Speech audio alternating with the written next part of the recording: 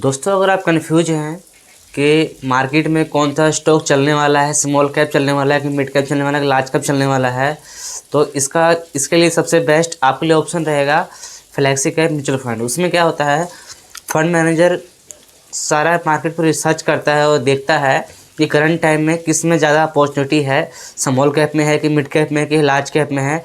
उस हिसाब से जो आपका पैसा है ग्रो होता है।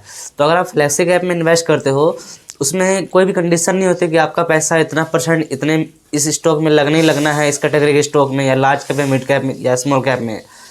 टोटली फंड मैनेजर के ऊपर डिपेंड करता है कि आपका पैसा वहाँ लगाना है जहाँ पे आपको अच्छा खासा रिटर्न मिल सके। तो आपके लिए फ्लेक्सी कैप फंड बहुत अच्छा है अगर आप चाहते हो मार्केट के ट्रेंड के हिसाब से, कंडीशन के हिसाब से अगर आपका पैसा लगे जहाँ पे आपको ज़्यादा रिटर्न मिल सकता है। तो दोस्तों, इस वीडियो में हम लोग बात करने वाले हैं top 3 flexi cap mutual fund के बारे में, जो कि 2025 में आपके लिए बहुत बढ़िया होने वाले हैं। उसमें चाहो तो आप अपने पोर्टफोलियो में उसको ऐड कर सकते हो। लेकिन दोस्तों, ये भी कोई भी जो भी मैं फ़ंड के बारे में बताऊंगा इस वीडियो में, कोई भी मेरी तरफ से रिकमेंडेशन नहीं है, सिर्फ एक एजुकेशन पर्पज़ से बनाई गई वीडियो है। किसी भी फंड में इन्वेस्ट करने के पहले खुद की रिसर्च ज़रूर करें, क्योंकि ये जो फंड होते हैं इक्विटी म्यूचुअल फंड काफ़ी रिस्की होते हैं। आपके गोल के हिसाब से शूट करने चाहिए, फिर ही आपको इन्वेस्ट करना चाहिए। तो अपने फाइनेंशियल एडवाइजर से सलाह लेकर इन्वेस्ट करें। बाकी वीडियो को आप पूरा देखें ताकि आपको थोड़ा आइडिया मिल सके आपके लिए कौन सा फंड सही रहेगा। दोस्तों, अगर आपने अब तक हमारा चैनल सब्सक्राइब नहीं किया है तो इसको सब्सक्राइब करके बेल आइकन ज़रूर दबाएं, ताकि कोई अगली वीडियो चैनल पे आए तो उसकी अपडेट आपको मिल जाए। तो दोस्तों, वीडियो में अंत तक बने रहें और ध्यान से देखें। मैं आपको सारा डिटेल बताऊंगा वीडियो में, एक्सपेंस रेशो, रिटर्न, कब फंड लॉन्च हुआ था, तीनों ही फंड के बारे में आपको मैं पूरा डिटेल बताऊँगा। चलिए दोस्तों, टाइम वेस्ट ना करते हुए वीडियो स्टार्ट करते हैं। तो इस कैटेगरी का जो मैं 3 फंड सेलेक्ट किए हैं, तीनों ही फंड काफ़ी बड़े फंड हाउस के फंड हैं। और आपको जो है किसी भी फंड में इन्वेस्ट करने के पहले आपको रिटर्न नहीं देखना चाहिए, पहले आपको अपना जो पैसा है वो आपका सेफ रहना चाहिए, ताकि आपको किसी भी तरह का कोई लॉस ना हो। इसलिए मैंने सब बड़े फंड हाउस के ही फंड लिए हैं। दोस्तों, मैंने 3 फंड सेलेक्ट किए हैं टॉप 3 फ्लेक्सी कैप फंड, जो कि सबसे पहला फंड है पारंपरिक फ्लेक्सी कैप, जो दूसरा है HDFC फ्लेक्सी कैप, जो तीसरा है कोटक फ्लेक्सी कैप। मैं तीनों ही फंड के बारे आपको पूरा डिटेल में बताऊंगा इस वीडियो में।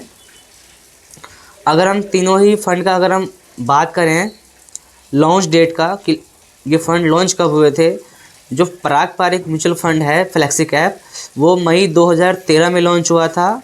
जो HDFC फ्लेक्सी कैप फंड है वो 2012 में लॉन्च हुआ था दिसंबर में। जो कोटक फ्लेक्सी कैप फंड है वो जनवरी 2013 में लॉन्च हुआ था। तो अब देख सकते हो तीनों ही फंड काफ़ी पुराने हैं, 10 साल से ऊपर हो चुका है फंड को लॉन्च हुए हुए, और इसीलिए मैंने तीनों फंड पुराने सेलेक्ट किए हैं और काफ़ी अच्छे कैटेगरी के फंड हैं ये, और अच्छे फंड है। दोस्तों, अगर हम इस फंड की पहले एसेट अंडर मैनेजमेंट देखें कितना है फंड का।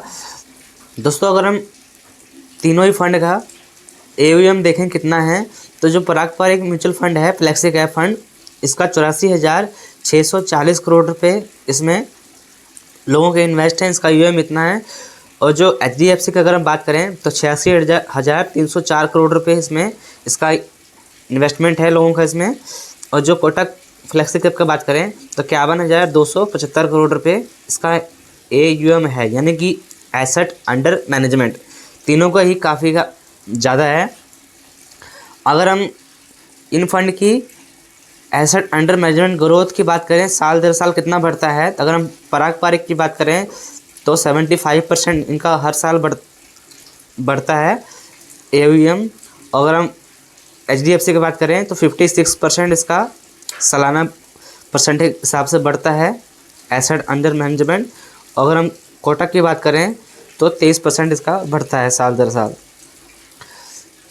तीनों ही फंड का अगर हम एक्सपेंस रेशो की बात करें तो पारंपरिक का जो एक्सपेंस रेशो है वो है 0.63% का, HDFC का जो एक्सपेंस रेशो है 0.77% का, और जो कोटक फ्लेक्सी कैप का जो एक्सपेंस रेशो है 0.61% का है। अगर हम तीनों ही फंड का अब हम ट्रेलिंग रिटर्न की अगर हम बात करें तो जो पराग पारिक और HDFC और कोटक का तीनों ही हम 1 साल से लेके 10 साल तक रिटर्न चेक करेंगे, क्योंकि तीनों ही फंड काफ़ी पुराने हैं, इसलिए हमारे पास तीनों ही फंड के लॉन्ग टर्म रिटर्न अवेलेबल हैं, आप उसको देख सकते हो। तो जो पराग पारिक का 1 साल का रिटर्न है वो है 29% का, HDFC का जो 1 साल का रिटर्न है वो है 31% का, कोटक फ्लेक्सी कैप का जो 1 साल का रिटर्न है वो है 27% का। अगर हम 3 साल के रिटर्न की बात करें पराग पारिक की, वो है 17% का। HDFC का रिटर्न की बात करें 3 साल का, वो है 25% का। कोटक फ्लेक्सी कैप का रिटर्न जो है 3 साल का वो 17% का है। अगर हम 5 साल के रिटर्न की बात करें तो पराग पारिक फ्लेक्सी कैप का 5 साल का रिटर्न है 26% का। HDFC फ्लेक्सी कैप का रिटर्न है 5 साल का 24% का। कोटक फ्लेक्सी कैप का रिटर्न है 5 साल का 19% का। अगर हम 7 साल के रिटर्न की बात करें तो 20% रिटर्न है पराग पारिक फ्लेक्सी कैप का 7 साल में। सालाना रिटर्न ये आपको बता रहा हूँ मैं 20% का है। और HDFC फ्लेक्सी कैप का रिटर्न जो है 17% का है 7 साल में। 15% रिटर्न है कोटक फ्लेक्सी कैप का।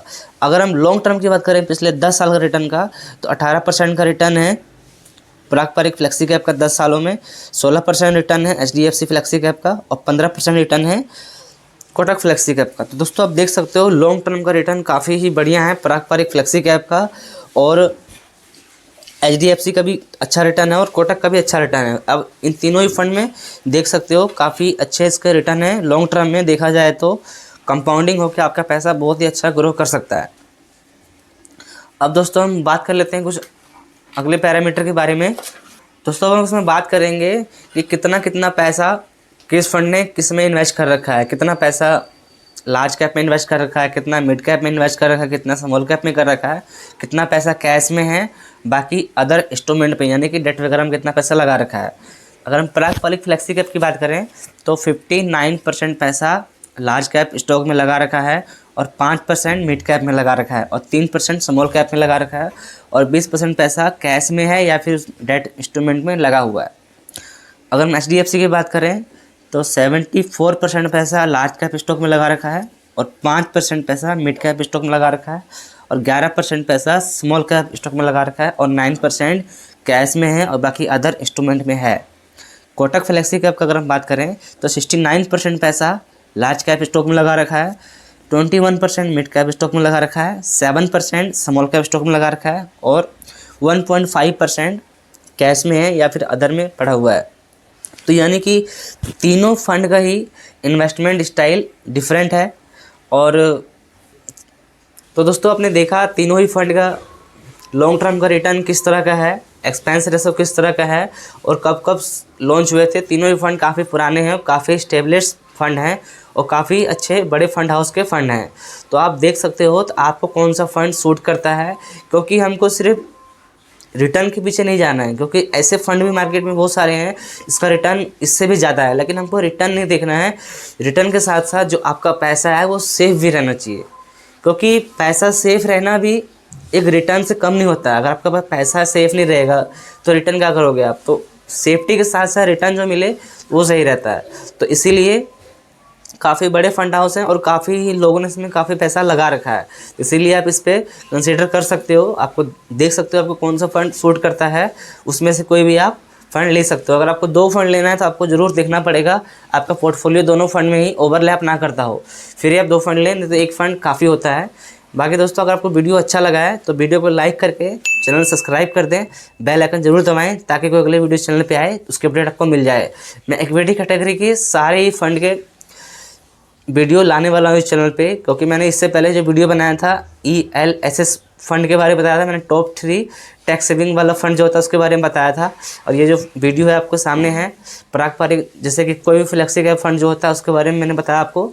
और अगली वीडियो जो है अदर कैटेगरी जो इस इक्विटी फंड में आती है उसके बारे में इस वीडियो में आपको बताने वाला हूँ। तो आप चैनल को सब्सक्राइब कर लें ताकि कोई भी अगले वीडियो आए उसको आप देख सको। तो दोस्तों मिलते हैं किसी अगले वीडियो में, तब तक के लिए हैप्पी इन्वेस्टिंग।